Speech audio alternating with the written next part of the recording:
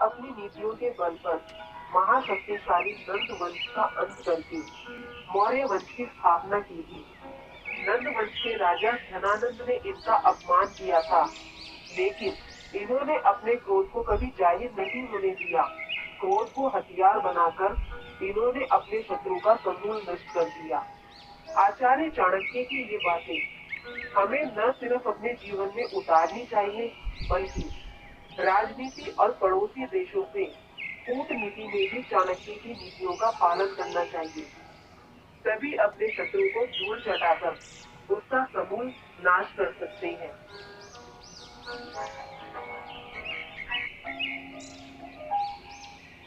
शत्रु का सबसे घातक हथियार होता है उकसाना।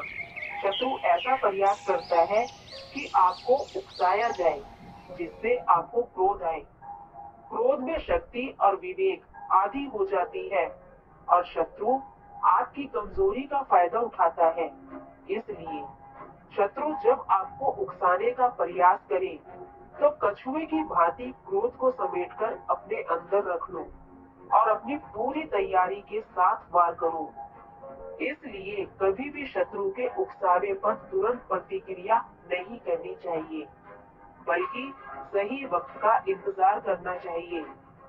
लेकिन शत्रु को क्षमा नहीं करना चाहिए। क्षमा करने से शत्रु का मनोबल बढ़ता है।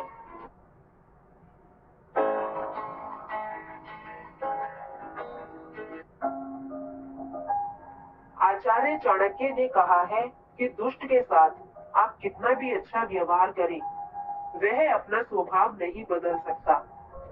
सांप का जहर तो केवल उसके दांतों में होता है, बिच्छू का विष पूंछ में, लेकिन दुष्ट के तो अंग अंग में जहर होता है। इसलिए दुष्ट पर कभी भरोसा मत करो।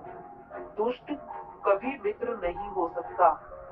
दुष्ट के साथ उसी प्रकार व्यवहार करना चाहिए जैसे एक विषैले सांप के साथ किया जाता है, यानी उसका फन कुचल देना चाहिए।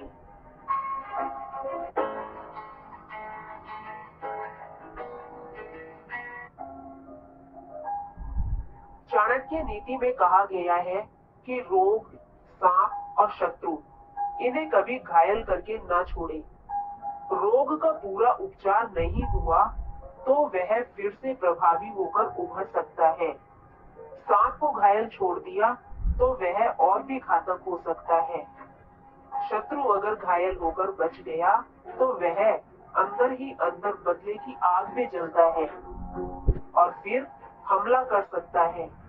इसलिए शत्रु पर वार करो तो ऐसा कि वह फिर उठ ना सके। भारत के इतिहास में पृथ्वीराज चौहान और मोहम्मद गोरी की कहानी इसका सबसे बड़ा उदाहरण है।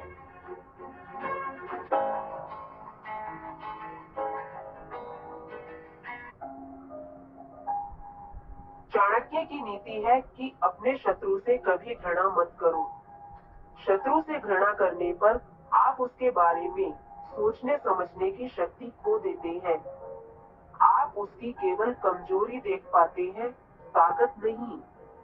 इसलिए शत्रु को एक मित्र की तरह देखें और उसकी हर छोटी बड़ी बातों की खबर रखें, ताकि युद्ध के हालात में शत्रु को बचकर निकलने का कोई रास्ता न मिल सके।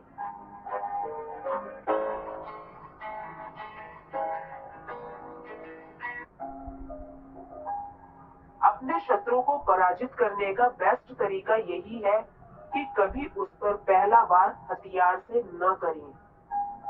शत्रु को पहले अपनी कूटनीति में फंसाएं, यानी उसकी शक्तियों और सहयोगियों को उससे दूर करें।